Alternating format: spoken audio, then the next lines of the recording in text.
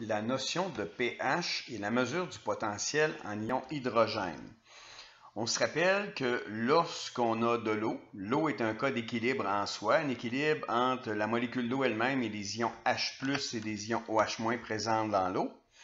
Or, quand on met un acide ou une base dans l'eau, on brise l'équilibre naturel de l'eau. Et donc, pour nous permettre de connaître les concentrations d'ions H+, et d'ions OH-, il faut mesurer, il faut prendre une mesure dans la solution aqueuse. Et cette mesure-là sera une mesure du pH qu'on fait à l'aide d'un pH-mètre. Donc, allons voir cette échelle de pH-là, comment elle nous permet d'obtenir des concentrations en ions H+, et en ions OH-, et comment on interprète aussi cette échelle de pH. Donc, cette échelle de pH que vous connaissez certainement est une échelle qui a un début et une fin. Donc, c'est une échelle qui part de 0 et qui se termine à 14. C'est une échelle qui est adaptée à mesurer des niveaux d'ions H+, et d'ions OH- dans une solution aqueuse. Et donc, on sait que quand on ajoute des acides et des bases dans l'eau, on fait varier la concentration des ions H+, et des ions OH-. Or, le pH sert à mesurer ces niveaux de H+, et de OH- dans une solution aqueuse. Et donc, si quelqu'un se demandait quel serait le pH d'un acide pur, eh bien, un acide pur n'a pas de pH. Car pour mesurer le pH, il faut que la substance soit d'abord dissoute dans l'eau et qu'elle vienne briser l'équilibre des ions H+, et OH- dans cette eau-là. Donc, ce qu'on connaît de l'échelle de pH, c'est qu'à pH 7, une solution est neutre. Comme nous avons des connaissances sur les concentrations des H+, qui donnent l'effet acide, et des OH- qui donnent un effet basique, on ne sera pas étonné de savoir qu'à pH 7, quand c'est neutre, la concentration des H+, et la concentration des OH- est égale. Je dirais même jusqu'à dire qu'on connaît la concentration, 1 fois 10 à la moins 7, on va le parler. Maintenant, quand on ajoute des acides à notre eau, le pH diminue. Donc, les pH acides se situent de 0 jusqu'à 7, mais on exclut 7. Et donc, plus on descend dans l'échelle de pH, plus on dit que la solution est acide. En fait, plus la concentration des ions H+ est élevée, et plus la concentration des ions OH-, elle est faible. De l'autre côté du 7, de 8 à 14, bon, plus on monte dans l'échelle de pH, plus la solution est basique ou alcaline, qui sont deux synonymes. Qu'est-ce que ça veut dire en termes de concentration d'ions? Plus on augmente dans l'échelle de pH, plus on va retrouver une grande concentration en ions OH-, et plus la concentration en ions H+, elle, va être faible. Mais on se rappelle quand même de ceci, c'est que dans une solution aqueuse, la constante de l'eau est toujours vraie. C'est-à-dire que la concentration des ions H+, multipliée par la concentration des ions OH- donne toujours 1 fois 10 à la moins 14. Maintenant, on va aller voir comment on peut interpréter différents pH en termes de concentration d'ions H+, et d'ions OH-. Donc, voilà l'échelle de pH, 7. Et là, on va aller placer des chiffres. On va aller relier le pH à la concentration molaire en ions H+. Donc, tel que mentionné précédemment, à pH 7, bien, la concentration en ions H+, cette concentration est de 1 fois 10 à la moins 7. Maintenant, si je vous demandais de comparer deux solutions aqueuses, une qui serait à pH 1 et l'autre à pH 4, laquelle des deux solutions serait la plus concentrée en ions H+, autrement dit, laquelle des deux solutions entre un pH 1 et un pH 4 serait plus acide? Vous répondriez probablement pH 1 et vous auriez raison. Vous avez raison de répondre 1. Par contre, est-ce qu'on sait qu'un pH 1 par rapport à un pH 4 représente une solution qui est 1000 fois plus acide, 1000 fois plus concentrée en ions H+? Bien, c'est que l'échelle de pH est une échelle logarithmique. Allons voir maintenant ce que ce pH-là représente quand on le ramène en termes de quantité de concentration en ions H+. Donc, un pH 4 représente une concentration en ions H+, de 1 fois 10 à la moins 4. Il y aurait toujours des ions OH- présents, mais très très faibles, de l'ordre du 1 fois 10 à la moins 10. Si on regarde avec un pH de 1, nous aurions une concentration molaire de 1 fois 10 à la moins 1. Et donc, 1 fois 10 à la moins 1 est un chiffre qui est 1000 fois plus grand que 1 fois 10 à la moins 4. Autre chose que vous remarquez certainement, c'est que le pH, c'est l'exposant, mais en valeur absolue. Effectivement, le pH, c'est l'exposant de la concentration des ions H+, en valeur absolue, mais seulement quand c'est 1 pile, 1 fois 10 à la moins 4. Si nous avions 1,5, on ne pourrait pas considérer que l'exposant ici en valeur absolue est le pH. Mais quand on a 1 comme décimale, bien effectivement, l'exposant en valeur absolue devient le pH. En terminant, je vais vous faire apparaître dans les pH basiques, donc en solution basique, à pH de 12, donc c'est très basique, la concentration des ions H+, serait très faible, 1 fois 10 à la moins 12. Ce qu'il faut considérer, c'est que si la concentration des ions H+, est 1 fois 10 à la moins 12, celle des OH- serait 1 fois 10 à la moins 2.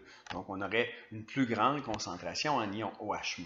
Maintenant, revenons au fait que quand on est en présence de 1 pile fois 10 à la moins 7, l'exposant en valeur absolue est le pH. Et si on a des chiffres décimales multiples, 1,5, 0,3, comment on va faire pour traduire une concentration comme ça en pH? Bien, c'est une échelle logarithmique, l'échelle du pH. Et donc, la formule pour calculer le pH avec la concentration des ions H+, cette formule-là est la suivante. Le pH est égal à moins le log en base 10 de la concentration des ions H+. Ça va nous permettre de travailler avec des concentrations qui ne seront pas toujours de l'ordre pile 1 fois 10 à la quelque chose. Fait qu'on va se donner un exemple.